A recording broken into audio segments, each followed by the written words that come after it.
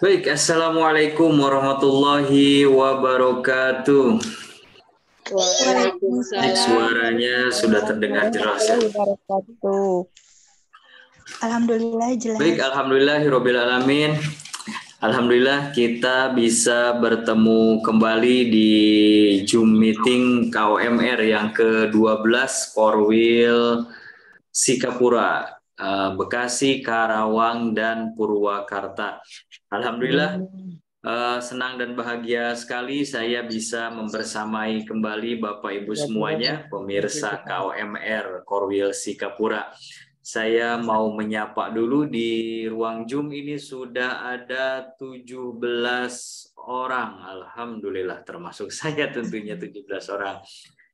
Ini ada Ibu Primi Lufida. Oh iya, ini Bu Primi ini nanti yang akan kasih materi pada malam hari ini. Terima kasih Bu Primi sudah menyampaikan ilmunya pada malam hari ini.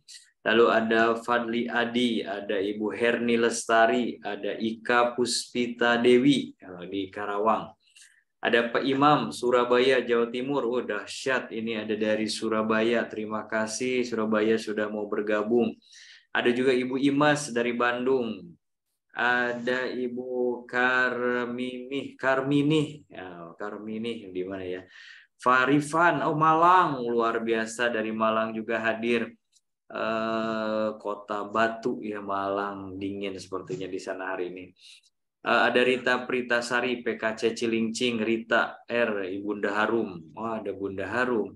Lalu ada Subang Jawara, ada Ibu Teti Herningsih Bandung, ada Ibu Tiara, ada Ibu Upi Bekasi, ada Ibu Saiful Anwarudin, sama ada SH03G. Oh, siap. Terima kasih sudah 18 peserta pada malam hari ini. Mudah-mudahan kita semuanya dibahagiakan, dimuliakan oleh Allah Subhanahu wa taala, dan kita berdoa kepada Allah mudah-mudahan dalam belajar pada malam hari ini kita niatkan belajar dimudahkan oleh Allah untuk menyerap ilmunya, dan untuk pemateri dimudahkan juga untuk menyampaikan ilmunya agar bisa bermanfaat untuk kita semuanya tentunya. Pertama-tama kita ucapkan puji dan syukur kehadirat Allah Subhanahu wa taala yang telah memberikan nikmat sehat, nikmat iman yang pasti, nikmat iman dan Islam, dan juga sholawat beserta salam kita panjatkan kepada Nabi besar kita Muhammad Shallallahu Alaihi Wasallam. Mudah-mudahan sholawat ini juga tersampaikan kepada keluarganya, kepada sahabatnya, dan tentunya nanti kepada kita sebagai umatnya yang akan sangat rindu sekali dengan syafaat dari beliau, dari Nabi besar Muhammad Shallallahu Alaihi Wasallam. Baik Bapak Ibu, hari ini hari Senin tanggal 14 November 2022, kita bertemu lagi di KOMR yang ke-12. Alhamdulillah tak terasa sudah 12 pekan, berarti sama pekan ini kami membersamai pemirsa KOMR yang ada di Sikapura khususnya, dan ada yang ada di Indonesia pada umumnya. Terima kasih telah hadir tadi dari Malang, dari Jakarta, dari Bekasi, Karawang, ada dari Bandung, ada dari Malang, ada dari Subang juga. Terima kasih dari Pekanbaru, Pak Mas Nur, Pekanbaru luar biasa ini hadir ternyata Pak Mas Nur di Pekanbaru. Terima kasih banyak sudah membersamai kita. Mudah-mudahan, Purwakarta hadir, Bu Herni Lestari, siap Bu Herni dari Purwakarta pun hadir. Jadi Sikapura, Bekasi, Karawang, Purwakarta ada semuanya. Ibu Kholeha. Assalamualaikum, haur gelis Indramayu hadir, alhamdulillah. Terima kasih, ternyata ada dari Indramayu juga. Mudah-mudahan kita semuanya diberikan kesehatan, kebahagiaan. Kita berdoa kepada Allah sebelum memulai KUMR yang ke-12 ini. Kita berdoa kepada Allah Subhanahu wa Ta'ala, mudah-mudahan kita diberikan kemudahan dalam memahami materi yang akan disampaikan nanti. Dan juga kita berdoa mudah-mudahan dengan niat kita tholabul ilmi, belajar pada malam hari ini bisa menjadi wasilahnya diampuni dosa-dosa kita, diampuninya dosa keluarga kita, sahabat kita yang telah mendahului kita atau orang tua kita yang telah mendahului kita. Mudah-mudahan Allah menempatkan di tempat yang terbaik dan Allah mengasihinya dan menyayanginya di alam sana. Al-Fatihah. A'udzubillahi minasyaitonirrajim. Bismillahirrahmanirrahim. Alhamdulillahirabbil alamin arrahmanirrahim maliki yaumiddin. Iyyaka na'budu wa iyyaka nasta'in. Ihdinas shiratal mustaqim. Shiratal ladzina an'amta 'alaihim ghairil maghdubi 'alaihim waladdallin. Amin.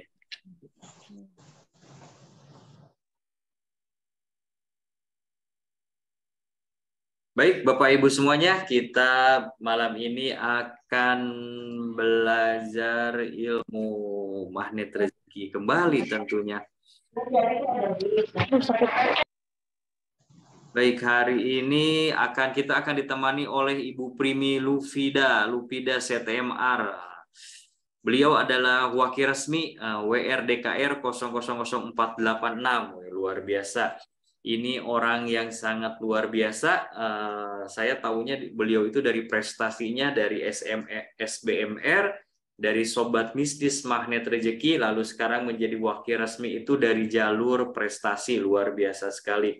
Dan juga beliau seorang ASN dan perawat di Puskesmas Wanajaya, Kabupaten Bekasi, ibu dari 5 orang anak, luar biasa.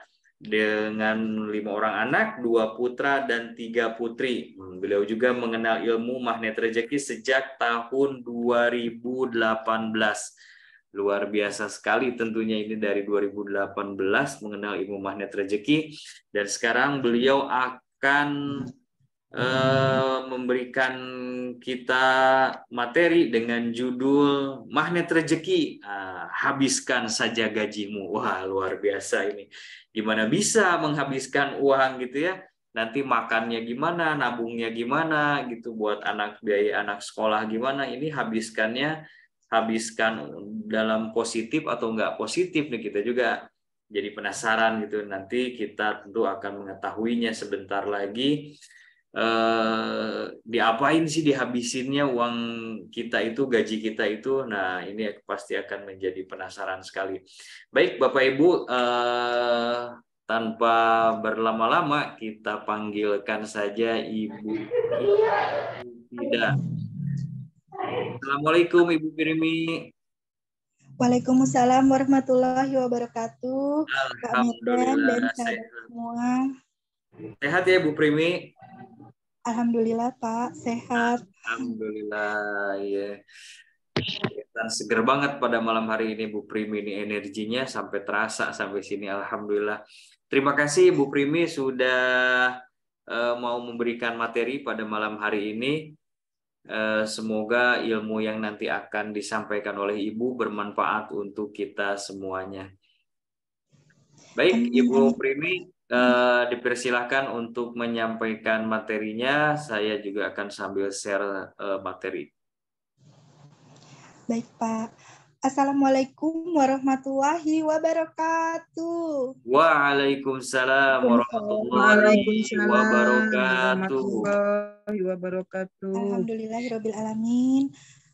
Wabihi nasta'inu ala umurud dunya waddin. Wassalatu wassalamu ala asrofil anbiya'i wal mursalin wa ala alihi washabihi ajmain.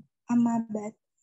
Puji syukur kehadirat Allah Subhanahu wa taala yang telah memberikan kita begitu banyak nikmat, di antaranya nikmat iman, nikmat sehat, dan nikmat pertemuan malam ini ya. Kita masih dapat berkumpul bertolabul ilmi bersama. Salawat serta salam tak lupa kita haturkan kepada junjungan kita Nabi besar Muhammad Sallallahu Alaihi Wasallam beserta keluarga, para sahabat dan pengikutnya hingga akhir zaman nanti.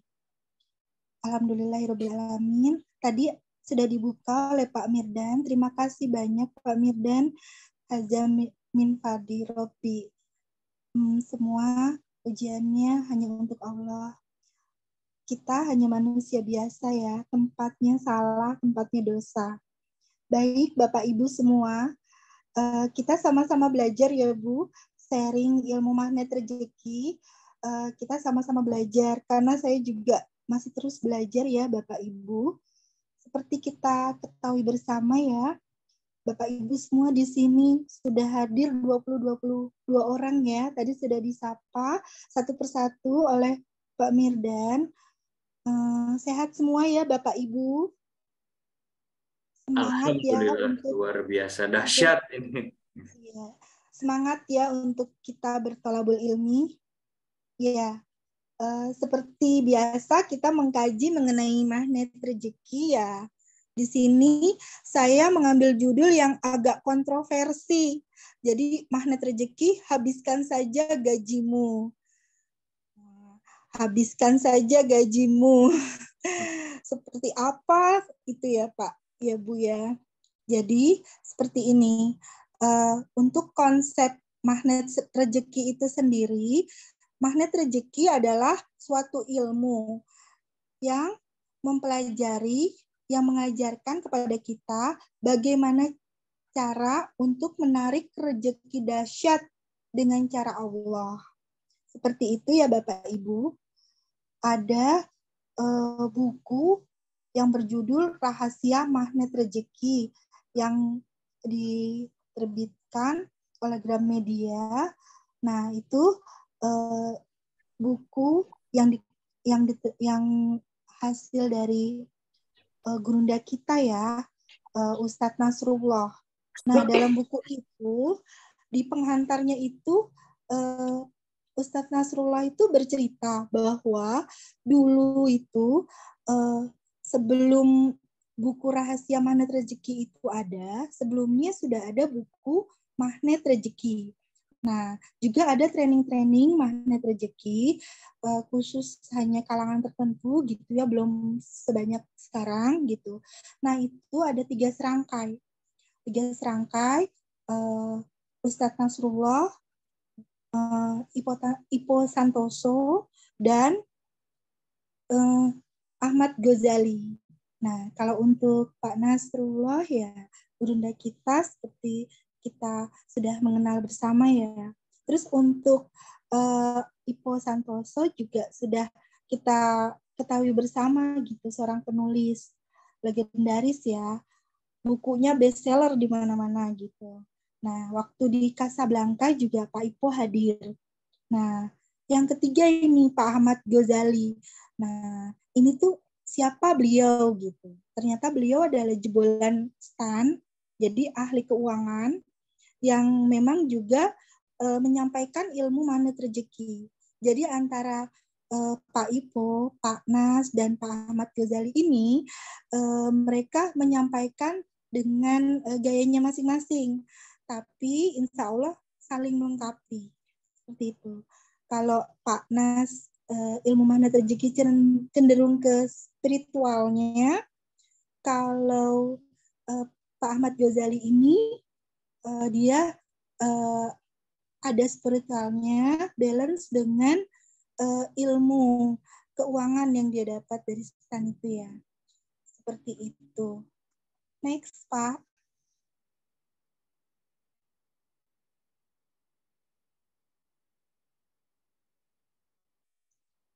magnet rezeki seperti tadi ya disampaikan, ilmu, suatu ilmu yang mengajarkan kita untuk dapat menarik rezeki dahsyat dengan cara Allah.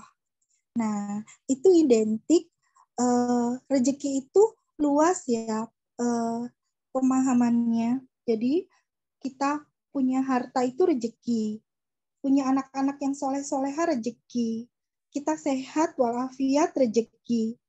Pun kita sekarang bertolabul ilmu bersama di sini, di malam ini itu juga rezeki. Mendapat sahabat-sahabat yang luar biasa dahsyat juga rezeki ya Bapak Ibu. Nah, untuk malam ini kita menyoroti satu sisi untuk rezeki ini ya, khusus untuk yang harta.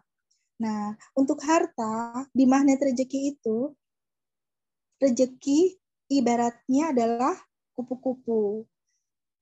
Sedangkan bagaimana cara kita untuk menarik rezeki tersebut ya?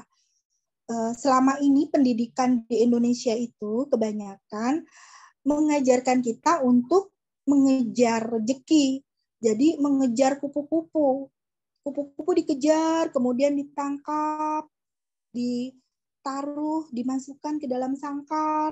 Kemudian ketika kita ingin bermain dengan kupu-kupu tersebut, kita buka sangkarnya.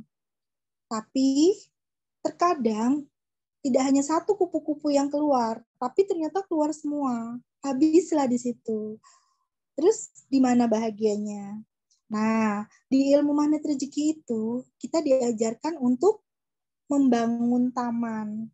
Jadi, kita tidak perlu mengejar kupu-kupu, tidak perlu mengejar rezeki, tapi rezeki itu yang datang menghampiri kita.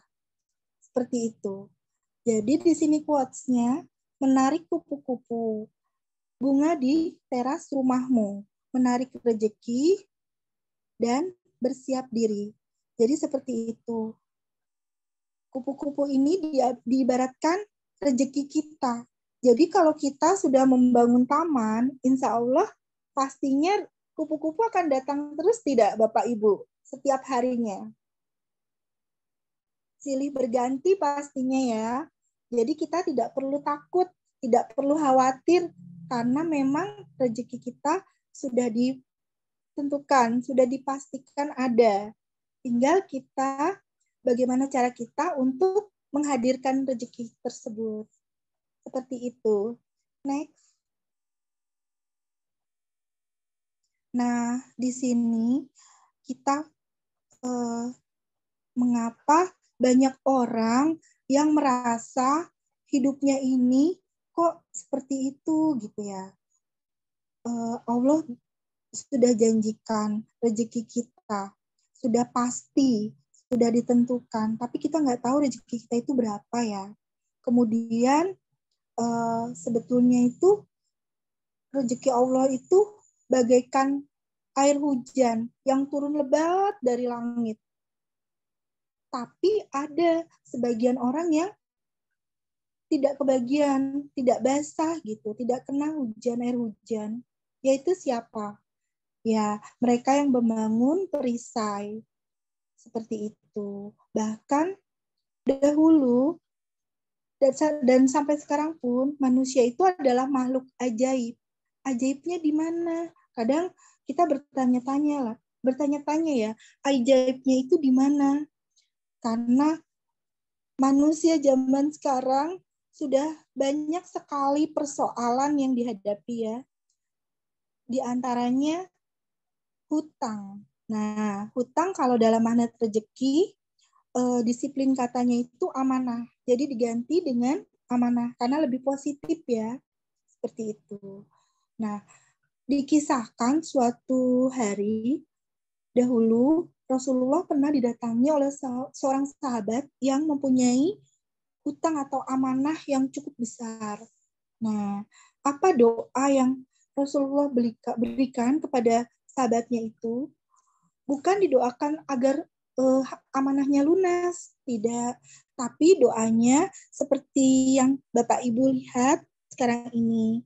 Nah, ini doa ini ada di doa zikir al-maksurat pagi dan sore ya.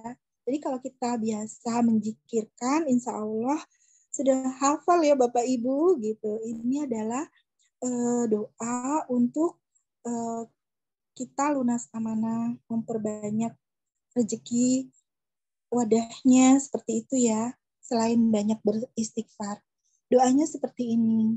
Allahumma inni a'udzubika minal hammi wal hajan, wa a'udzubika minal azzi wal kasal, wa a'udzubika minal jubni wal bukhli, wa a'udzubika min ghalabatid daini wa qahrir rijal. Ya Allah, sesungguhnya aku berlindung kepadamu dari kebingungan dan dari kesedihan. Aku berlindung kepadamu dari kelemahan dan kemalasan. Aku berlindung kepadamu dari sifat pengecut dan kikir. Aku berlindung kepadamu dari lilitan hutang atau amanah dan kesewenang-wenangan manusia. Seperti itu. Next, Pak. Nah, di sini kenapa Rasulullah tidak langsung mendoakan agar lunas hutangnya, lunas amanahnya ya, disiplin katanya itu. Lunas amanah. Tapi doanya itu agar dihindarkan dari galau dan sedih. Karena biasa kalau kita mempunyai amanah itu pastinya kita jadi galau ya. Terus sedih, gimana caranya ini untuk melunasi amanah. Kemudian menjadi lemah, menjadi malas. Terus selanjutnya pengecut ya, dan kikir. Jadi karena merasa kekurangan gitu. Terus ditelepon terus sama debt collector mungkin. Jadi rasa ciut hatinya gitu. Nah, kemudian hutang dan kesewenang-wenangan manusia. Karena jadi kita merasa tertekan ya. Tertekan karena amanah yang kita punya gitu, terus dikejar-kejar debt collector, ditekan seperti itu. Nah, Rasulullah mendoakan satu persatu ya, dari biar tidak galau dan sedih, tidak lemah dan malas gitu, pengecut dan kikir, tapi sebaliknya dimotivasi sehingga amanahnya lunas.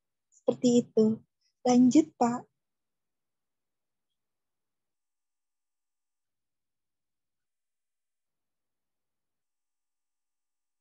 Nah, di sini kita diajarkan untuk tidak meremehkan nilai rezeki yang Allah anugerahkan kepada kita. Apanya sih yang mau diatur gitu? Orang gajinya nggak seberapa gitu. Udah dipotong, belum apa-apa, udah dipotong ya sama PT atau perusahaannya gitu. Udah dipotong, tinggal sisanya gitu. Nah, sekali-kali kita harus tetap bersyukur ya apapun yang kita terima. Karena kalau misalnya gaji kita dipotong, tinggal separuh atau tinggal seperempatnya, itu pastinya kan karena ulah kita sendiri ya Bu, Pak. Karena kita sebelumnya berhutang, beramanah gitu ya, dan harus dilunasi setelah itu. Lanjut Pak. Nah, di sini banyak contoh ya. Jadi di sini judulnya tadi kan magnet rezeki, habiskan saja gajimu. Nah, tidak terbatas hanya gaji ya. Sebetulnya penghasilan apapun, justru malah pengusaha, wirausahawan gitu ya, yang bergerak di bidang bisnis itu punya penghasilan yang lebih karena Allah menjanjikan 9 pintu rezeki untuk pebisnis, untuk yang berwirausaha gitu ya. Sedangkan kalau untuk karyawan ya hanya satu pintu gaji, di situ mungkin ada insentif seperti itu ya. Jadi di sini pernah diberitakan ada seorang yang bergaji 60 juta, tapi ternyata dia membobol bank. Kok bisa sampai seperti itu ya? Dia kok sampai membobol bank, padahal gajinya sudah 60 juta. Nah, di sini ternyata gaji seberapapun, kita tuh banyak yang merasa nggak cukup gitu. Mungkin kurang bersyukur ya. Jadi gaji misalnya 5 juta, terus naik misalnya jadi 6 juta, jadi 7 juta, jadi 10 juta. Tetap kurang gitu ya. Kurang gitu. Nah, seperti itu. Nah, yang bergaji 60 juta ini pun dia merampok bank. Kok bisa ya gitu sampai membobol bank? Alasannya apa? Alasannya terhimpit ekonomi. Nah, ternyata dia gajinya 60 juta, tapi ternyata amanahnya itu ada 6 miliar. Jadi ya itu, sedih, galau, kacau, balau, seperti itu ya. Nah, ini untuk contoh ya, contoh secara umum ya. Nanti kalau kita sudah magnet rezeki, insya Allah kata-katanya pastinya semuanya akan positif. Seperti itu. Lanjut, Pak. Gaji, gaji. Mana tadi dia kan bau banget, kira bau ternyata dikentut. Ini kelihatannya pun nggak.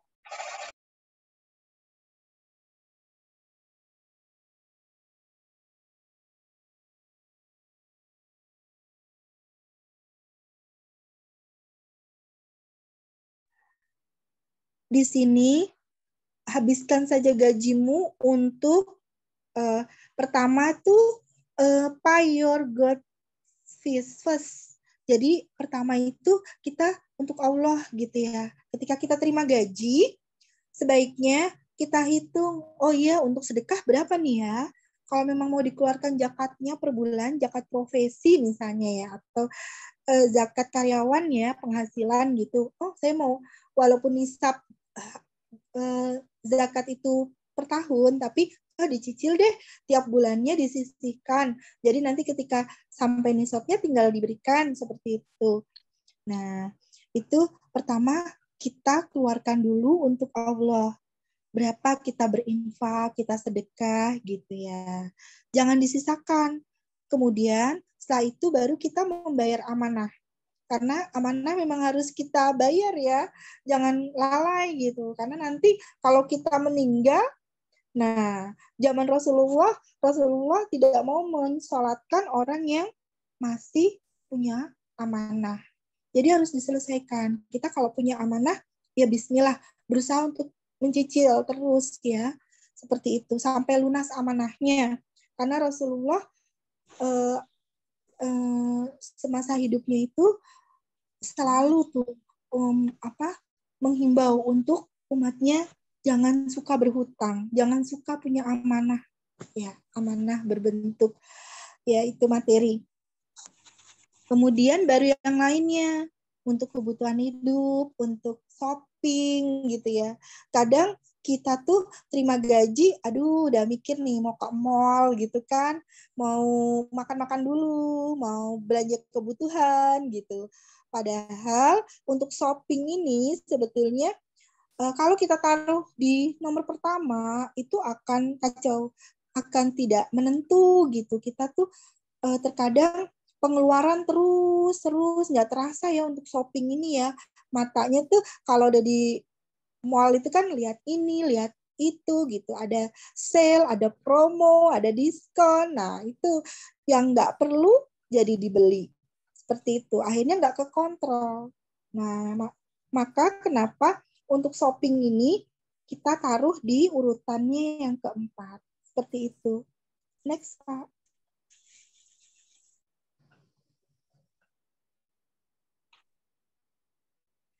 Nah, di sini kita tuh sering memikirkan sisa ya. Aduh, sisa gaji saya berapa ya setelah untuk kebutuhan hidup, untuk membayar amanah gitu, untuk menabung itu sisanya berapa ya? Seperti itu kebanyakan kita gitu. Nah, itu yang disebut dengan anggaran surplus. Jadi kita memikirkan ada sisanya nggak ya, ada plusnya nggak ya gitu. Kemudian, nah yang baik ini anggaran berimbang ya, berimbang agar gaji bisa habis di jalan yang benar gitu. Nah di sini nih korelasinya dengan judul habiskan gajimu di sini agar gaji bisa habis di jalan yang benar. Seperti itu. Lanjut, Pak. Biasa. Iya. Nah, di sini masalah keuangan yang lebih sering terjadi bukan karena gajinya kurang. Karena seberapapun kita terima gaji, kurang gitu. Tapi karena gajinya sudah terpakai untuk pengeluaran lain yang mungkin kurang penting ya gitu. Nah, ini fungsinya pentingnya kita belajar nanti kerangkeng uang gitu. Maka solusinya adalah menyusun prioritas pengeluaran yang efektif berdasarkan aspek resiko dan fleksibilitas. Lanjut, Pak. Nah, di sini urutan prioritasnya untuk anggaran pengeluaran kita adalah pertama, pengeluaran sosial, melatih mental kaya dan mental berkelimpahan. Nah, jadi itu pengeluaran pertama kita tujukan kepada Allah gitu. Jadi berapa nih yang mau kita keluarkan di awal pengeluaran sosialnya gitu. Jangan nunggu sisa ya Bu, karena kalau nunggu sisa Pak Bu nanti akhirnya nggak ada seperti itu. Nah, yang kedua adalah pembayaran cicilan amanah ya, menghindari resiko denda dan kewajiban tambahan karena terlambat atau tidak membayar cicilan. Nah, kalau kita udah terlanjur nih, kita udah pernah punya amanah, ya, kita berusaha untuk selesaikan cicilannya. Setelah itu berazam, jangan berutang lagi, jangan punya amanah materi lagi seperti itu. Jadi kita ikuti sunnah Rasulullah untuk tidak mempunyai amanah gitu. Jadi kita hidup sederhana, apa yang ada ya itu yang kita makan, apa yang ada itu yang kita pakai gitu ya. Kadang kan kita ikutin gaya hidup ya. Jadi gaya hidup yang dikejar gitu. Pingin HP yang bagus, pingin baju yang mewah, pingin mobil yang mewah, pingin rumah yang mewah, gitu seperti itu. Kemudian yang ketiga adalah saving, belanja untuk masa depan dalam bentuk tabungan dan investasi. Tidak menunggu sisa, tapi masuk ke dalam pos pengeluaran prioritas.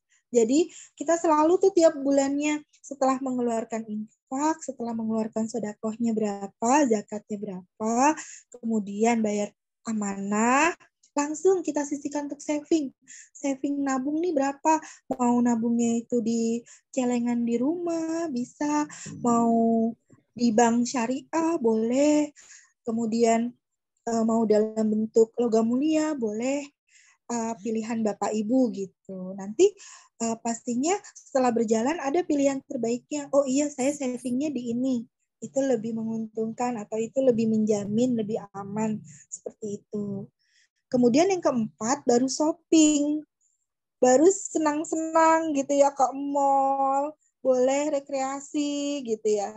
Nah, yang sebelumnya itu kan kajiannya Pak Tri Wardana ya, healing vs healing. Nah, itu kita boleh healing, tapi harus healing gitu. Karena ya itu kita taruh di prioritas keempat untuk shopping, untuk healing gitu ya. Memang healing perlu, tapi memang kita prioritaskan yang utama dulu. Seperti itu. Lanjut, Pak. Nah, golden rules-nya, habiskan saja gajimu di sini. Pertama adalah pay your goal first. Jadi untuk Allah dulu pertama kalinya. Yang kedua baru saving. Saving baru terakhir adalah shopping. Lanjut, Pak. ini lagi lihat ikutan Zoom sama AA sama ayah yang Nah, di sini cash flow miskin. Maaf ya, ini masih kurang disiplin katanya, hanya untuk menegaskan. Jadi, kalau kita berpikir cara pengeluaran orang yang belum kaya vs cara pengeluaran cash flow-nya orang kaya, ini beda tipis sebetulnya. Jadi, kalau misalnya gaji kita diibaratkan 100%, kemudian untuk amanah itu cicilan kita bayarkan 30%, nah dikurangi berarti kan gaji kita tinggal 70% ya. Nah, kemudian biaya hidup kita dalam 1 bulan 50%. Sisa yang ditabung itu tinggal 20%. Itu masih mindset orang yang belum kaya. Sedangkan mindset orang kaya itu ketika dia terima gaji 100%, amanah 30% dibayarkan, gaji bersihnya sisa tinggal 70%. Kemudian tabungan dulu 20% dia sisihkan, dia saving, baru dihabiskan untuk belanjanya 50%. Ini semua sebetulnya porsinya sama ya. Cuma ini bedanya itu hanya tabungan dinaikkan gitu. Tabungan itu didahulukan, baru untuk dihabiskan 50%-nya. Habiskan saja gajinya. Jadi ini juga suatu tauhid ya, suatu keyakinan kita. Aku yakin Allah akan kasih rezeki lagi. Kita kan sudah punya taman gitu, pasti kupu-kupunya setiap hari datang. Nah, seperti itu. Lanjut, Pak.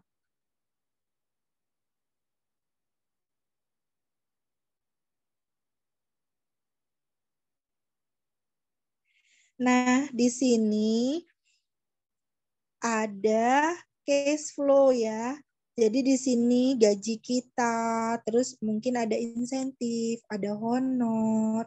Kalau yang berwirausaha ada tambahan penghasilan, mungkin dari hari ke hari makin meningkat omsetnya, seperti itu ya. Nah, biasanya tuh yang kuning itu kita tabung, sedangkan yang hijau itu ya aset yang diam gitu ya. Ya, jadi seperti rumah misalnya, itu aset yang ibaratnya dia kurang berkembang ya. Kalau aset rumah yang kita tempati itu, kadang tuh kita memperbaiki rumah terus ya. Rumah misalnya lantai 1, lantai 2, lantai 3, terus diperbesar seperti itu. Nah, kita biasanya terfokus di yang hijau. Jadi kita terlupa untuk yang investasi gitu. Nah, investasi itu sebetulnya kalau misalnya kita punya, rumahnya kecil aja nggak apa-apa, nggak besar gitu ya. Kita beli selanjutnya misalnya rumah sebelahnya gitu. Nah, itu rumah kemudian dikontrakkan. Nah, itu rumah kita bernilai menjadi investasi. Seperti itu. Lanjut, Pak. Nah, di sini ada quotes yang bagus ya. Menjadi kaya itu penting. Terlihat kaya itu tidak penting. Jadi kita selama ini tuh kadang mata kita itu seperti melihat fata morgana ya. Jadi kalau misalnya kita lihat nih ada orang yang pakai mobil Lamborghini gitu ya, harga 5M misalnya gitu. Nah, kita tuh langsung berpikir, wah kaya dia itu kaya, punya mobilnya aja 5M gitu. Padahal tidak seperti itu. Jadi ada dua kemungkinan. Pertama, dia pernah punya uang sejumlah 5M itu, kemudian dibelikan mobil. Nah, nilai aset mobil kan terus susut ya setiap tahunnya gitu, berkurang. Artinya dia tidak punya lagi yang 5M itu. Dan kemungkinan keduanya dia punya Lamborghini itu apa? Dengan cara kredit. Nah, itu lebih itu ya, apa bahaya lagi gitu loh. Jadi ternyata dia punya mobil tapi ternyata punya amanah gitu. Terus di mana kayanya? Nah, itulah. Jadi sebetulnya kita menjadi kaya itu penting, terlihat kaya itu tidak penting. Jadi seperti apa kata gurunda kita ya Pak Nas, sebenarnya kalau orang Malaysia itu punya 5 tapi nampaknya 1 gitu. Jadi jangan sebaliknya, kita punyanya 1 tapi pingin tampak 5 gitu. Jadinya hayo punya amanah sana sini gitu kan biar tampak. Jadi gaya hidupnya mewah gitu. Tapi ternyata kita nangis di belakang gitu. Nah, ini ya penting banget ini quotes-nya itu kita jadikan motivasi ya, menjadi kaya itu penting, terlihat kaya itu tidak penting. Memang kalau kita meyakini sebetulnya dulu pun sahabat-sahabat Nabi itu kaya-kaya ya, karena mereka juga meyakini, hakul yakin gitu, untuk menjadi kaya itu mudah. Yang tidak mudah itu mempertanggungjawabkan nanti di yaumil akhir ya, untuk kekayaannya itu. Jadi kalau untuk menjadi kaya itu mudah. Dengan kita sholat sunnah fajar ya, 2 rakaat sebelum subuh, itu sudah dunia dan seisinya. Seperti itu. Jadi kalau memang kita niat, ya Allah, saya ingin kaya, sebetulnya mudah. Allah mudah saja memberikannya. Namun, yaitu nanti tanggung jawab kita harus bisa dipertanggungjawabkan. Nah, kalau para sahabat Nabi dulu berlomba-lomba, mereka ingin kaya karena ingin apa? Ingin bersedekah, ingin berinfak. Nah, mereka ingin kuat secara ekonomi karena itu. Jadi niatnya memang niat kaya itu untuk untuk bisa memperjuangkan agama, untuk bisa berinfak lebih banyak, bersedekah lebih banyak, berlomba-lomba mereka ya. Bahkan Umar bin Khattab itu menyumbangkan separuh dari hartanya. Kemudian Abu Bakar seluruhnya dari hartanya. Sayyidina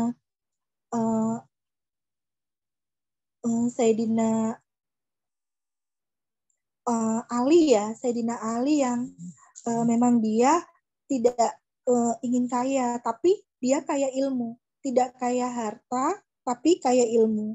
Samudra ilmu. Seperti itu. Lanjut, Pak. Nah, ini ada istilah israf dan tabjir. Di sini israf itu adalah segala pengeluaran kita yang memang dibutuhkan, positif pengeluarannya. Tapi bila berlebihan, cenderung berlebihan juga tidak baik. Jadi mubazir gitu. Nah, ini contohnya adalah ketika kita berpuasa. Kemudian pingin ini, pingin itu dari siang ya, sampai menjelang buka puasa ngabuburit, kumpulin aja semuanya tuh makanan. Akhirnya meja tuh penuh makanan. Tapi ketika beduk, azan, maghrib tiba, ya kita hanya minum air, kemudian makan sepotong dua potong udah kenyang. Seperti itu.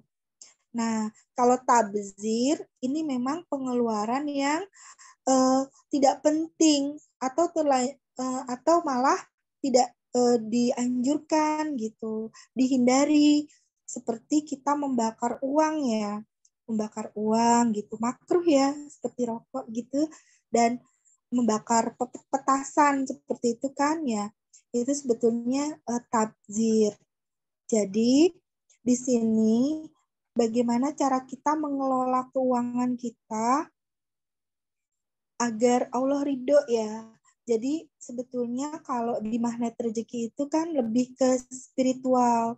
Jadi kita membangun taman, kupu-kupu datang, terus positive thinking, positive feeling, positive motivation gitu ya. Nah, di situ juga diajarkan bagaimana cara kita untuk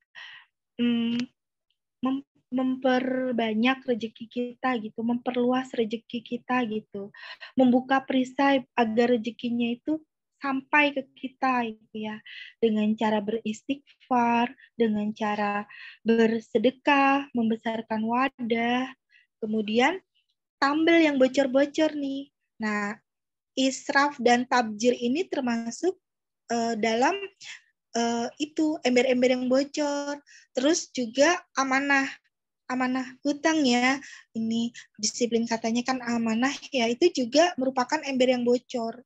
Karena kalau ember kita bocor, mau diisi seberapapun itu surut lagi gitu, kosong lagi seperti itu. Jadi perlu kita tambel ya, kita tambel semuanya supaya rezeki kita maksimal kita dapatkan. Seperti itu. Wallahu alam bisawab. Saya kembalikan lagi kepada Pak Mirdan. Terima kasih atas waktu dan kesempatannya. Assalamualaikum warahmatullahi wabarakatuh. Waalaikumsalam warahmatullahi wabarakatuh. Waalaikumsalam warahmatullahi wabarakatuh. Aduh, terima kasih Bu Primi. Penyampaiannya keren banget nih. Jadi kita tahu pos-pos uang. Yang penting sih itu ya, jangan tampak kaya gitu ya. Apa tadi quote-nya? Keren banget. Iya, menjadi kaya itu penting. Itu penting. Tapi ya Tampak kaya itu tidak. Ya, menjadi kaya itu penting. Tampak kaya itu tidak penting. Tampak kaya itu tidak penting, betul. Kadang-kadang kan zaman sekarang kita jargonnya apa? Kesohor biar tekor asal kesohor gitu ya. Karena biar tekor asal kesohor, yang penting kan itu zaman sekarang itu. Baik Bu Primi, ini ada pertanyaan dari Bu Oti.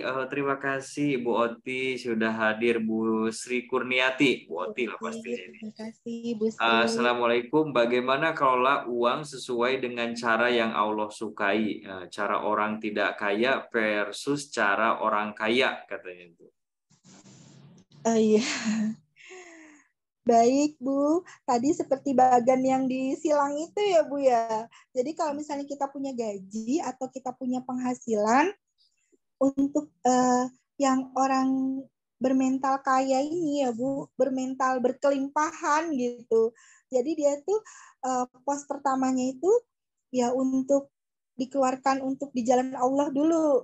Sedekah dulu, infak dulu berapa gitu ya, Bu, porsinya. Kemudian untuk membayar amanah kalau dia punya amanah.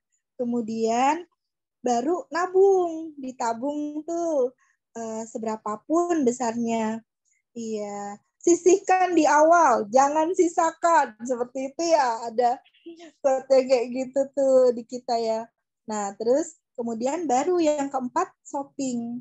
Shopping itu terakhir untuk pemenuhan gaya hidup terakhir seperti itu. Malah dulu tuh sahabat-sahabat Nabi, ya pendahulu-pendahulu kita gitu kan, mereka tuh nggak mikir untuk besok itu apa gitu. Kadang mereka tuh hanya cukup untuk hari ini tuh udah merasa kaya gitu, udah bisa makan, sudah bisa memenuhi kebutuhan hari itu mereka sudah bermental kaya, sudah cukup gitu. Untuk besok, insya Allah aku yakin Allah kasih rezeki lagi. Tapi kalau yang bermental tidak kaya gitu kan, jadi mereka sisihin gitu kan, sisihin buat besok gitu kan, nggak uang, nggak makanan gitu kan, disimpan tuh. Nah itu aku yakin kita juga mungkin kadarnya berkurang ya Bu ya, karena kan harusnya kita yakin besok tuh pasti Allah kasih rezeki lagi. Besok pasti kupu-kupu datang lagi ke taman kita. Seperti itu, Bu. Iya, kita baru belajar ya, Bu. Sama-sama belajar nih. Aku yakin itu tuh. Saya juga guru ngaji saya tuh waktu itu bilang seperti itu. Saya gini, kalau misalnya sama sekali nggak ada uang buat besok, gimana ya gitu kan? Iya, ada rasa kekhawatiran Ibu gitu, seperti itu. Tapi kalau yang sudah ibaratnya juhud ya, ya udah rezeki hari ini untuk hari ini. Besok rezeki pasti ada lagi. Seperti itu, Bu. Siap Bu Primi, keren sekali. Tapi nampaknya bukan bertanya, katanya itu ringkasan dari Bu Oti. Aduh, mohon izin Bu Oti. Saya lihatnya kalau udah baca bagaimana berarti ini pertanyaan nih, bagaimana gitu. Baik, buat pemirsa KWMR Korwil Sikapura, dipersilahkan kalau mau ada pertanyaan atau mau berkomentar, dipersilahkan untuk kalau mau boleh langsung tinggal raise hand dan open mic-nya, atau kalau mau bertanya lewat kolom chat juga boleh, tinggal dituliskan di kolom chat. Iya, sharing pengalaman juga boleh, sama-sama belajar ya, Pak, Ya, Bu. betul, sharing pengalaman juga boleh gitu. Ini cara orang tidak kaya versus cara orang kaya, ya bener sih ini. Ya, saya asik tuh sebenarnya kalau misalkan ngelihat orang kaya sama orang nggak kaya itu mungkin dari pemikirannya gitu ya, kelihatan kalau kita ngobrol gitu. Kalau orang kaya tuh biasanya nanyanya bagaimana nih saya bisa mendapatkan mobil ini, gitu. Misalkan ada orang pakai Ferrari gitu tadi ya, pasti kalau orang kaya itu mikirnya bagaimana saya bisa dapat Ferrari juga gitu. Tapi kalau orang yang nggak kaya, apa bisa ya saya dapat itu? Nah, mungkin dari pemikiran seperti itu juga bisa kelihatan tuh mana yang bermental kaya dan bermental nggak kaya gitu. Kalau bermental nggak kaya biasanya pengennya ditraktir. Kalau mental kaya biasanya naktir terus tuh, walaupun uangnya nggak banyak, pas-pasan gitu ya, nggak banyak uangnya, cuma pengennya ya naktir aja gitu orang yang mental kaya itu. Ini masih belum ada, sudah ada 33 orang alhamdulillah pada malam hari ini, sudah bertambah, mudah-mudahan nanti. Oh, ini ada Bu Oti ya, silakan Bu Oti. Ini udah resen Bu Oti. Ya, sebentar turunin dulu. Oke. Ya, Bu Primi. Wah, punten tadi saya nggak tepat waktu masuknya. Tapi senang ini dengar penjelasannya Bu Primi. Bu Primi, kan kalau kita ini orang Islam itu acuan itu kan kepada Rasulullah, kepada para sahabatnya gitu kan. Seperti kita ketahui Rasulullah dan para sahabat itu kan para pengusaha ya. Iya, benar. Yang kaya raya. Tapi tadi seperti Bu Primi bilang, mereka itu qanaah, mereka itu nggak takut dengan seperti apa rezekinya. Oke. Iya, benar, Bu. Nah, jadi ya. Tapi kenapa sekarang kita kok tidak seperti pendahulu kita ya? Berarti ada sesuatu yang tidak betul, tidak pas. Di mana? Itu kan biasanya mungkin dari sekolah ya, misalnya Pak. Kenapa? Karena di Indonesia ini pendidikan tuh kan paling banyak didapat dari sekolah, bukan dari orang tua. Kalau zaman dulu kan yang saya tahu para sahabat atau tabiin itu kan memang mendidik anak-anaknya langsung ya, tidak menitipkan anak-anaknya di sekolah. Nah, gimana nih caranya nih kita untuk kembali ke jalur yang benar? Jalur yang benar itu apa? Jalur yang benar itu adalah tadi mentalnya mental pengusaha. Oke. Mental pengusaha itu kan mental bagaimana caranya gitu kan. Seperti tadi Pak Mirdan bilang. Jadi bagaimana kita mengembalikan cara berpikir seperti cara berpikir pendahulu-pendahulu dulu di mana akhlaknya bagus,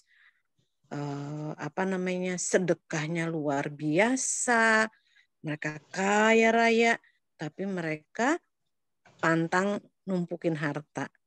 ya banyak-banyak gunakan untuk kebaikan. Nah, itu gimana tuh caranya ya?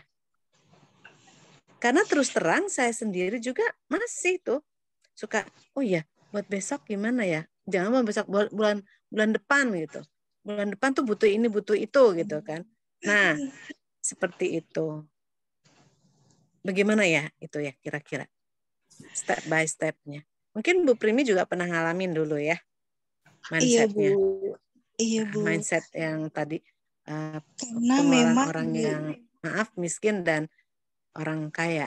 Nah, kebanyakan kan iya, orang kita masih yang di kiri ya, yang pengeluaran membelanjakan uang seperti orang yang belum kaya. Kita kan semua pengennya nih ke kanan. Bagaimana berpikir seperti orang kaya. Nah, boleh mungkin sharing ya, Bu ya. Kasih ya. iya, Sama-sama Bu Oti. Bu Oti. Memang pendidikan di Indonesia ya seperti itu ya, Bu ya. Di pendidikan STAN pun, kata Pak Ahmad Ghazali ini juga mereka nggak diajarin untuk mengelola keuangan keluarga. Jadi yang dipelajari adalah mengelola keuangan negara. Seperti itu, Bu.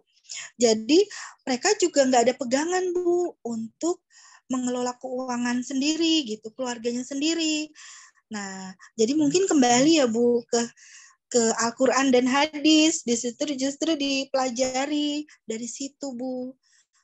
Memang dari awalnya gitu, dari dasarnya gitu, memang tidak dipelajari untuk hal-hal yang seperti itu gitu.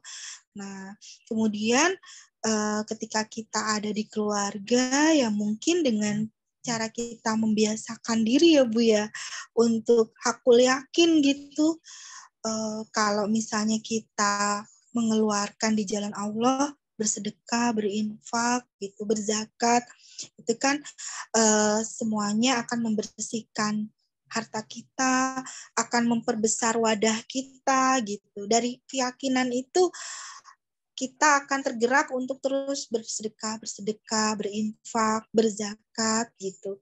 Nah, itu memang harus disisihkan di awal, dihitung ya Bu ya. Kalau kayak zakat gitu kan ada perhitungannya. Terus kalau infak memang kita terbiasa tuh Bu, seikhlasnya. Jadi akhirnya kita ya udah seikhlasnya ya.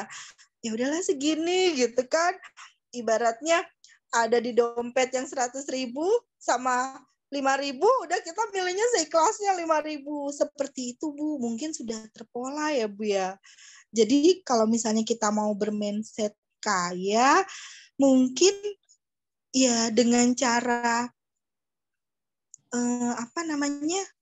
memupuk keyakinan, hakul yakin gitu ya, bahwa sedekah itu akan menyuburkan harta kita, akan semakin Allah tambah, seperti itu Bu. Tapi memang nggak mudah ya Bu. Saya juga sendiri mengalami gitu, karena pasti kita, nah itu, ada kekhawatiran, ada ketakutan akan masa depan gitu ya Bu ya. Padahal kalau misalnya kita menumpuk harta ya Bu, misal seperti kita menumpuk harta, rumah kita besarin, kita bagusin, mewah, bertingkat gitu kan. Kita berharapnya nanti kalau misalnya masa depan, di masa yang akan datang itu bisa jadi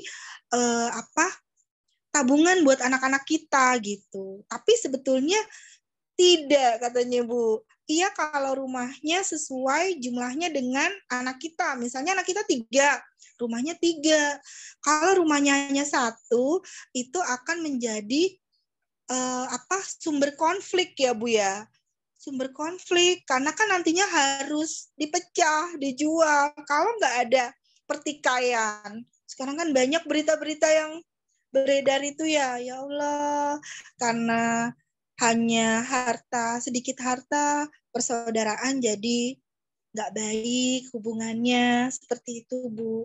Anak melawan orang tua ini, aduh, kalau misalnya ngelihat akhir zaman ya Bu ya, memang kita ibaratnya sudah mulai jauh dari nilai-nilai agama.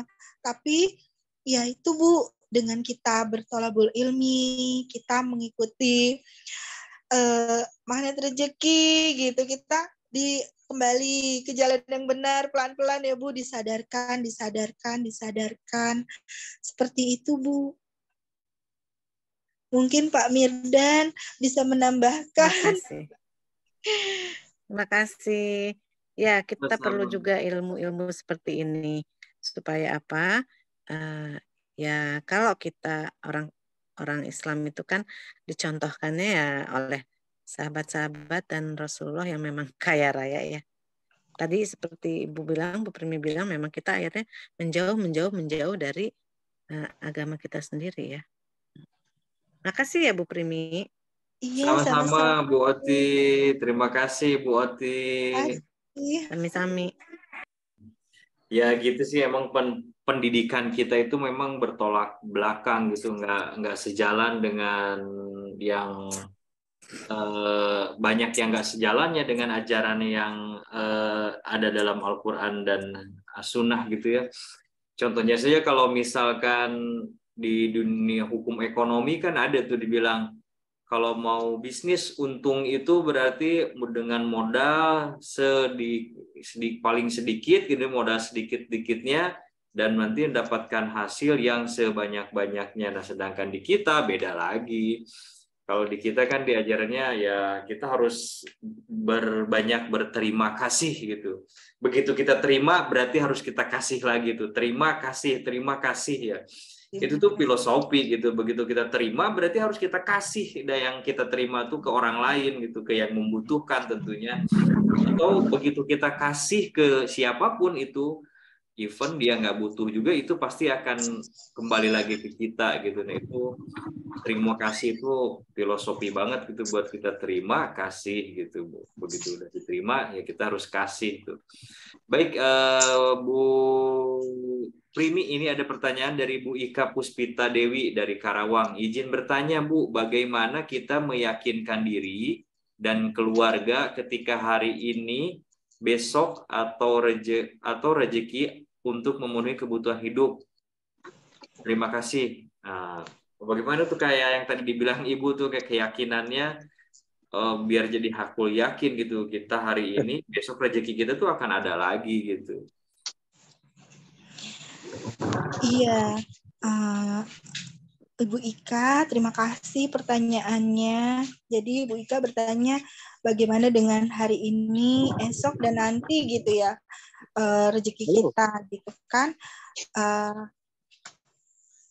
Bagaimana kita yakin gitu bahwa Allah pasti kasih rezeki gitu ya. Jadi memang Rasulullah dulu juga pernah ya sampai mengganjal perutnya dengan batu gitu ya, seperti itu ya. Saking memang mungkin pada hari itu rezekinya ya hanya seteguk air gitu, tidak ada kurma, tidak ada makanan, tidak ada gandum, seperti itu. Tapi tiba-tiba ada sahabat datang membawakan makanan, membawakan kambing, seperti itu. Jadi memang kalau kita berusaha untuk hakul yakin, kita iringi dengan doa ya. Kita iringi dengan doa. Kalau saya pernah seperti ini ngalamin sendiri ya, untuk diri sendiri gitu Pak. Jadi Bu Ika, jadi saya tuh khawatir ya Allah, karena saya masih punya amanah. Nah, tiap bulan harus dicicilkan. Nah, itu tuh udah mendekati akhir bulan, tinggal kurang sehari 2 hari itu. Kok belum ada gitu ya. Aduh, gimana caranya nanti gitu, kok nggak bisa bayar amanah gitu. Tapi alhamdulillah Bu, kita doa ya Allah, hamba hakul yakin kepadamu gitu. Hanya kepada Engkau hamba memohon, meminta pertolongan gitu. Tidak ada yang lain gitu. Karena memang kalau kita berharap pada makhluk ya, aduh mau pinjem nih ke teman, pinjem dulu tambal sulam gitu. Kadang kita suka kecewa. Kalau ditolak tuh kayaknya aduh nyeri hati gitu ya. Kadang seperti itu. Nah tiba-tiba tuh alhamdulillah ada gitu. Alhamdulillah ada buat menutup angsuran seperti itu Bu.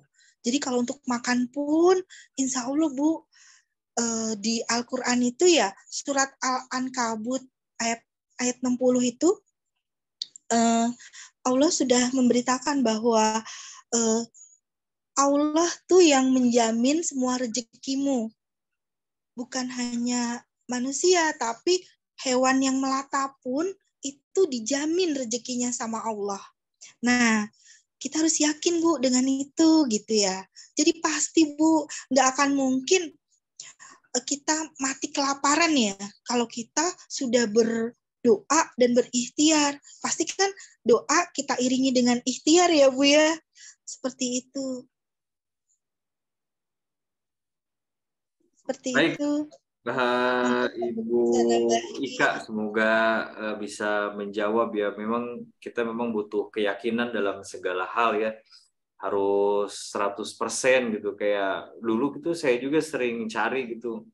Mau bisnis yang dicarinya mentor gitu. Akhirnya bisnisnya gagal gitu. Sampai suatu saat pergi naik mobil, pulang jalan kaki tuh.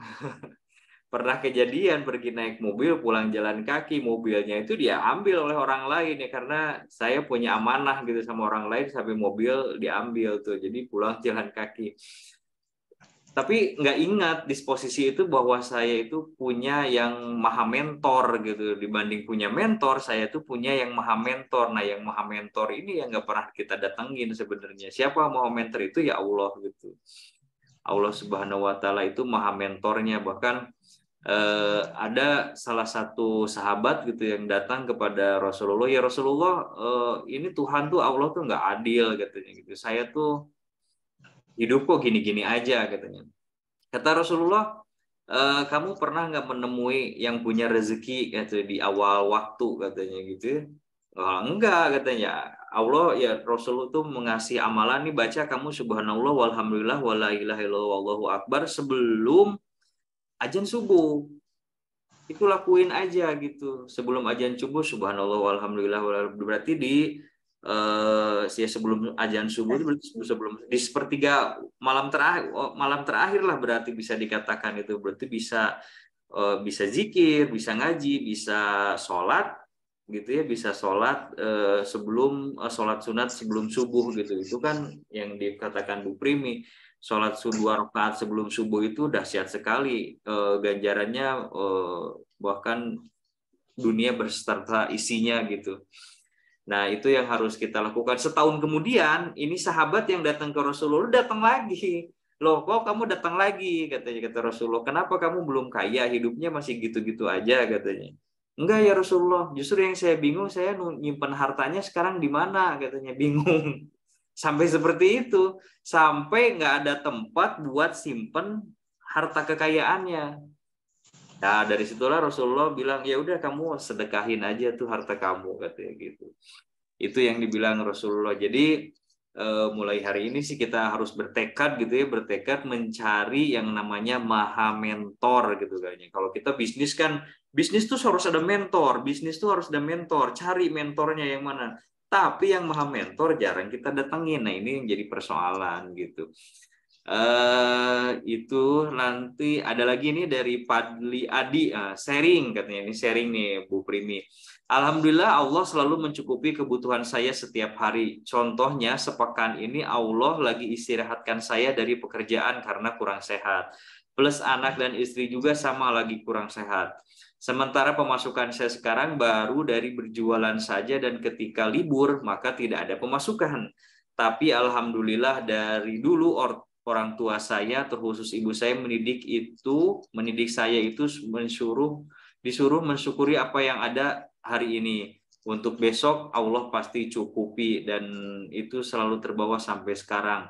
Sama ibu saya baru ngalamin kemarin banget Bu, saya ada buat bayar amanah sementara, buat bekal sekarang aja sama sekali nggak ada, tapi alhamdulillah saya yakin banget Allah pasti cukupin.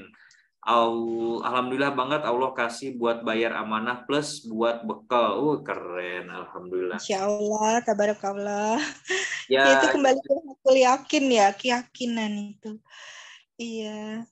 Betul, keyakinan, dan ini salah satu pendidikan orang tua yang sangat bekerja banget gitu ya, pendidikan orang tua sangat keren banget, menanamkan ke anaknya sampai udah punya anak masih terbawa tuh ya, harus bersyukur. Ya benar, memang begitu kita bersyukur maka kita akan ditambahkan rezekinya. Karena kalau kita bisa lihat gitu, kalau kita keluar rumah habis subuh, keluar rumah jalan gitu, keluar itu kalau kita dilihat itu triliunan uang itu sebenarnya sedang mencari kita gitu.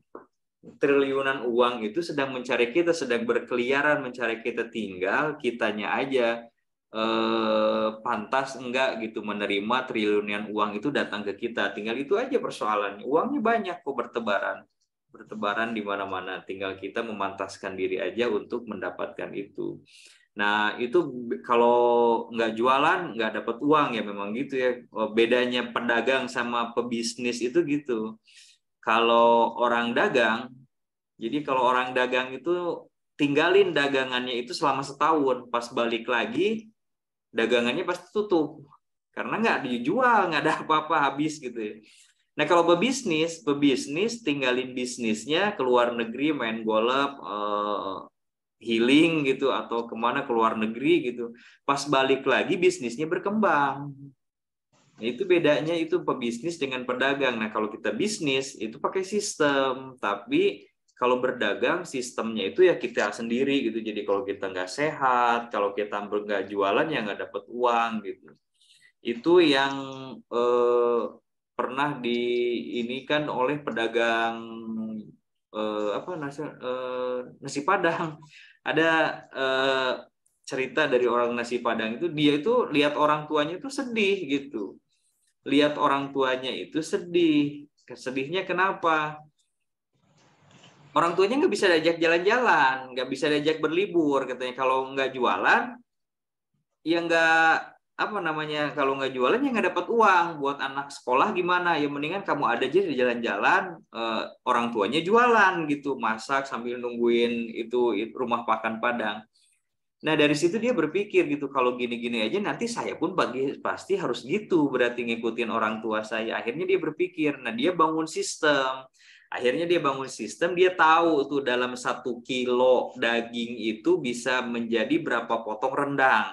Gitu. Dia bikin sistem. Akhirnya dia itu kasih yang jualannya itu ke orang lain.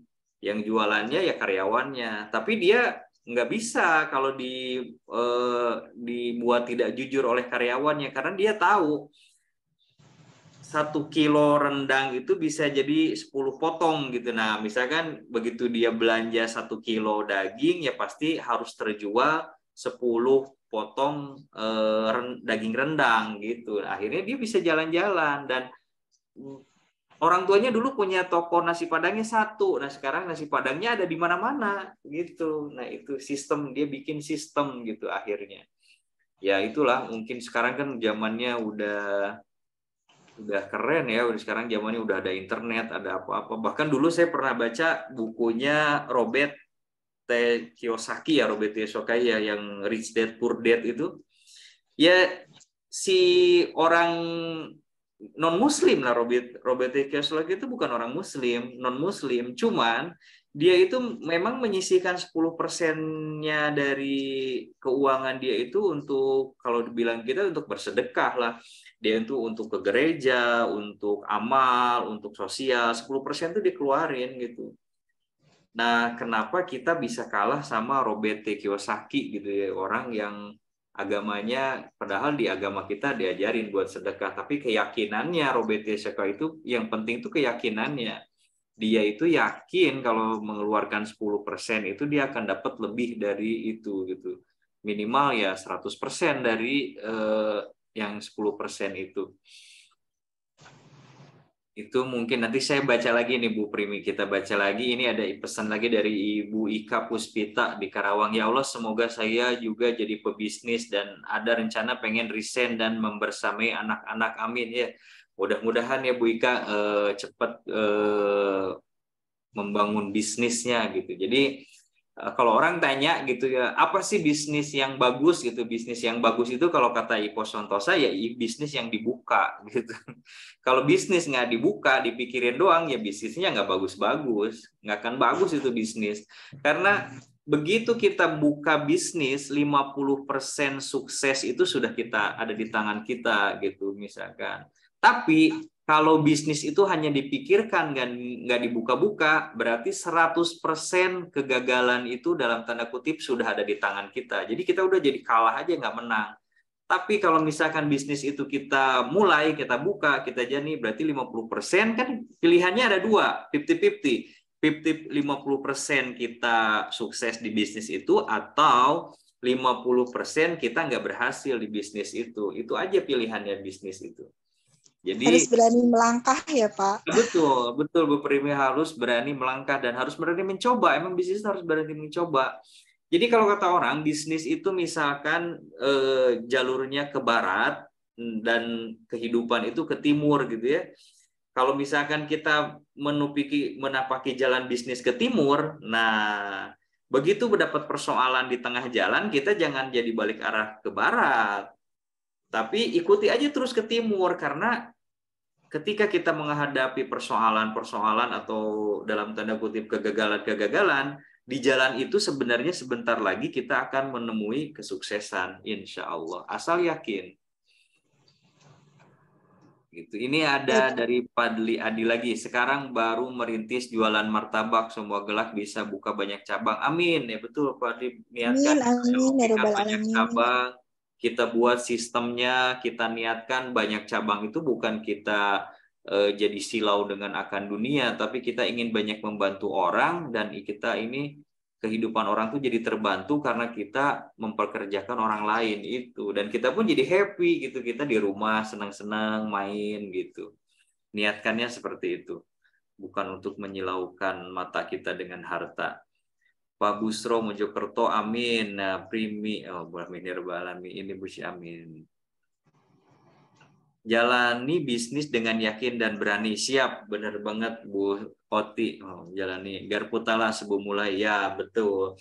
Yaitu Garputala sebelum memulai ya. Tadi kita harus temuin maha mentor dulu deh gitu, maha mentor. Misalkan kita mau bisnis A gitu, kita Garputala dulu nih bisnis A tuh kira-kira bagus nggak buat kita gitu, karena kan Nabi pun gitu, selevel Nabi pun mau melakukan sesuatu pasti dia tunggu dulu ayat Qur'annya turun gitu, tunggu dulu ya itu dari Allah.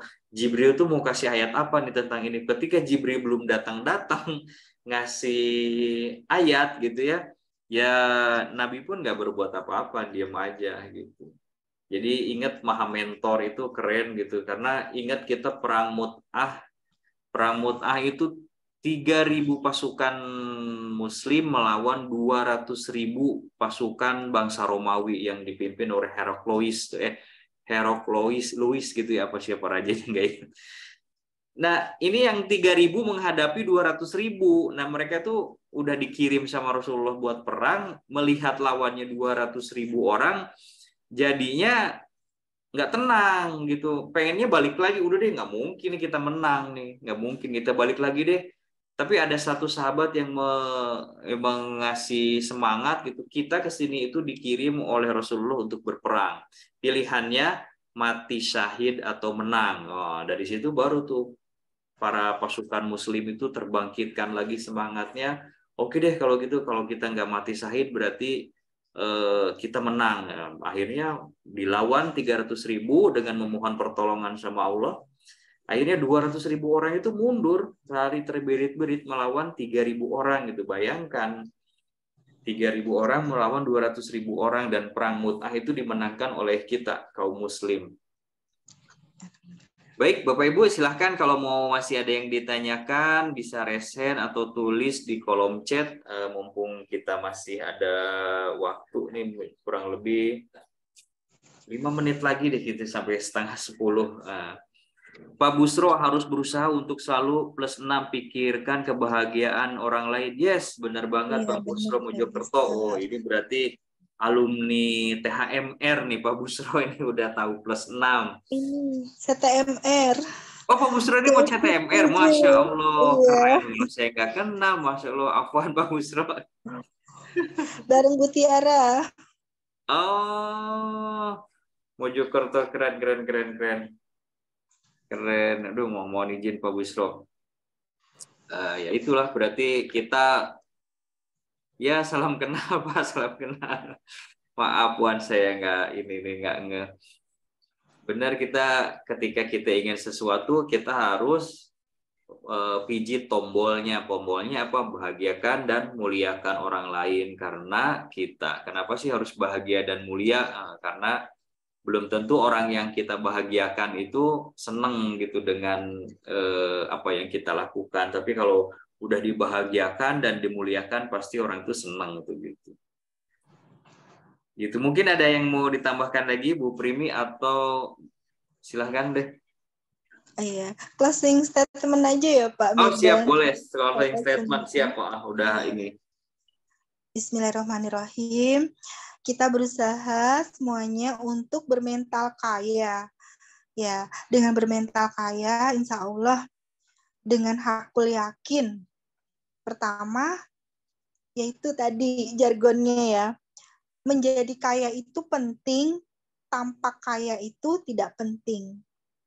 Nah, kemudian kita pertama kali Maha Mentor adalah Allah. Kemudian penghasilan kita, gaji kita, apapun yang kita dapatkan, pertama kita persembahkan dulu kepada Allah. Zakat, infak, sedekah itu yang utama. Pertama dikeluarkan dulu, karena kalau terakhir nantinya nggak dapat. Ketika kita nggak bayar zakat, ketika kita kurang berinfak sedekah, ya itu jadi rezeki kita terhalang. Seperti itu. Kemudian dengan berinfak dan bersedekah, kita memperbesar wadah rezeki kita. Dengan kita berzakat, kita membersihkan rezeki kita. Rasulullah dan sahabat-sahabat, semua sahabat Rasulullah itu rata-rata pebisnis dan bermental kaya. Mereka kaya raya dan mereka berlomba-lomba mensedekahkan, menginfakkan hartanya di jalan Allah.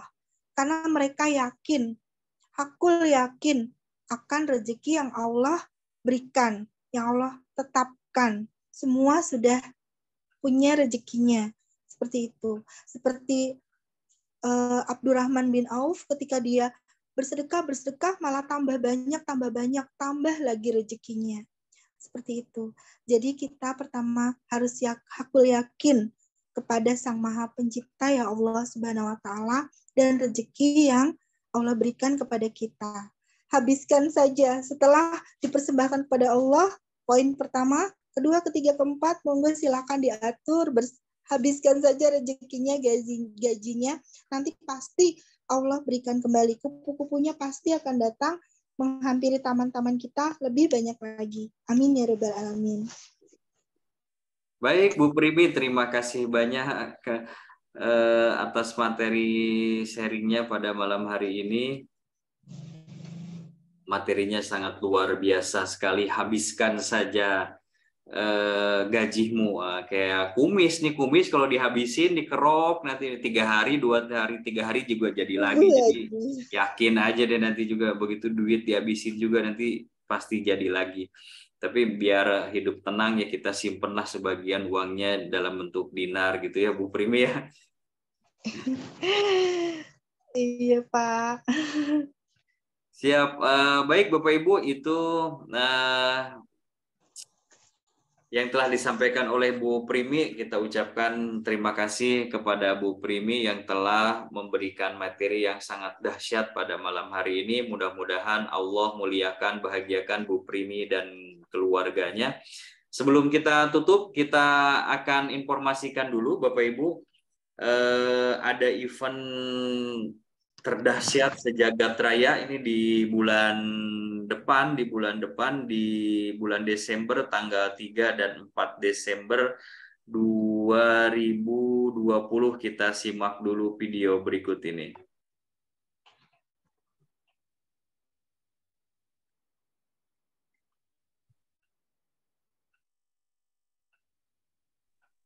Suaranya nggak keluar, Pak. Oh, suaranya nggak keluar ya? Siap sebentar. Ya.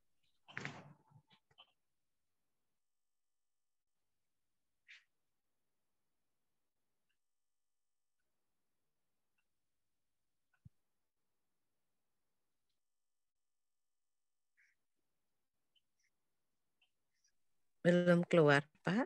Di saya ya. Nggak tahu teman-teman yang lain. Sama, belum keluar suaranya.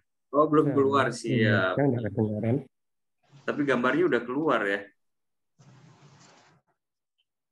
Oke, mungkin langsung aja. Nah, ini kita foto aja flyer.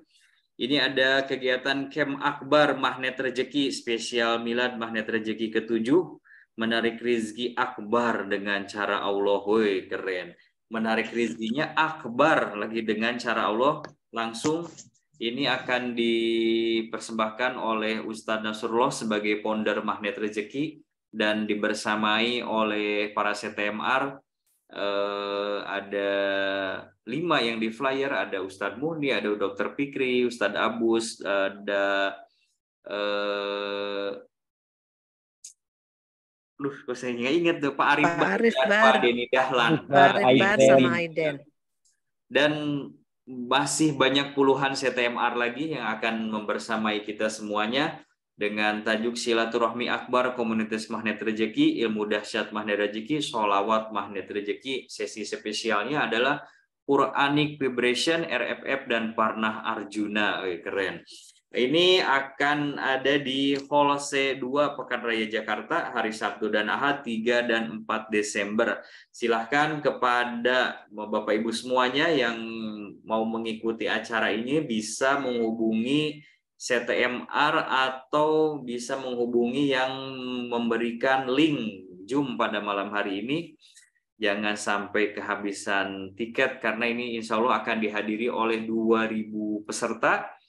Dan ini susunan acaranya Bapak Ibu semuanya, pemirsa KOMR Korwil Sikapura, hari Sabtunya dari mulai jam 7 sampai 8, jam 8 kita ada registrasi, jam 8 sampai jam 8.30 ice breaking, jam 30 sampai jam 9 pembukaan, jam 9 sampai jam 10 ada materi LMR, landasan magnet rezeki, jam 10 sampai jam 10.15 ice breaking kembali, 10.15 sampai 11.30 kita mendalami rumus lagi perisai rezeki dan law of projection jam 11.30 sampai 12.45 isoma sampai jam 19.30 sampai 21.00 kita sholawat MR dan pembahasan garpu tala. Ini keren banget, energinya akan sangat terasa. Dan di ahadnya kita mulai lagi di jam 8 sampai jam 17.30 itu ada kickback dan closing. Jadi jangan lewatkan Camp Akbar Magnet Rezeki. Silahkan datang, ajak bersama keluarga, bersama temannya, bisa atau suami istrinya diajak ke acara ini. Mudah-mudahan kita semuanya diberikan kesehatan dan tentunya diberikan rizki yang berkah berlimpah untuk bisa mengikuti Camp Akbar Magnet Rezeki. Jadi nanti Bapak Ibu harganya ini belum termasuk menginap. Nanti menginap bisa menghubungi CTMR di mana bisa menginap. Nanti kita bisa bareng-bareng menginap atau kalau mau menginap di sambil tahajud bisa juga di Swiss Berlin Hotel. Nanti di sana ada Korwil Banten yang mengadakan menginap bareng dan nanti ada acara sholat tahajud berjamaah yang akan diimami oleh Dr. Fikri. Nah, beliau itu adalah adiknya Ustadz Nasrullah. Baik Bapak Ibu, terima kasih banyak untuk hari ini. Salam untuk keluarga semuanya. Mudah-mudahan kita bisa bertemu lagi di KOMR pekan depan hari Senin lagi jam 8 malam sampai dengan selesai. Terima kasih. Ini saya bacakan dulu yang belum terbaca. Terima kasih Ibu Bapak untuk ilmunya malam ini. Semoga Allah gantikan dengan kebaikan yang lebih dahsyat. Sama-sama Pak Padli Adi dari Bu Primi sami-sami Bapak. Sebesar-besarnya banyak keterbatasan. Siap. Terima kasih banyak semuanya. Kita tutup kajian KOMR pada malam hari ini dengan membacakan doa kafaratul majlis bersama-sama. Bismillahirrahmanirrahim. Subhanakallahumma wa bihamdika asyhadu alla ilaha illa anta astaghfiruka wa atubu ilaik. Terima kasih Bapak Ibu, selamat istirahat, semoga berbahagia semuanya dan semoga besok pagi bangun dalam keadaan sehat prima luar biasa dan semangatnya 45 untuk menjalani hidup dan kehidupan ini dengan lebih baik lagi. Saya Mirdan Hardiansah, pamit undur diri. Assalamualaikum warahmatullahi wabarakatuh. Waalaikumsalam. Waalaikumsalam warahmatullahi wabarakatuh. Hatur nuhun Bu Primi sama Pak Mirdan. Terima kasih Assalamualaikum. semua. Mohon maaf lahir batin.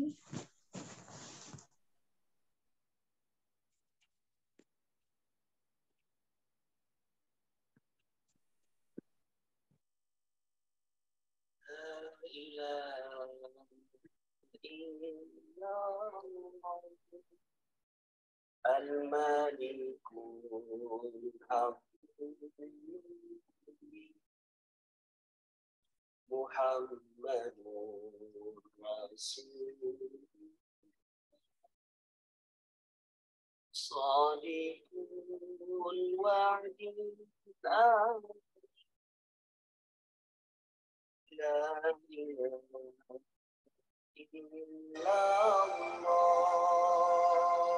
Al-Malikul Haqqul Mubin Muhammadur Rasulullah Sadiqul Wa'dil Amin Ya Arhamar Rahimin Ya Arhamar Rahimin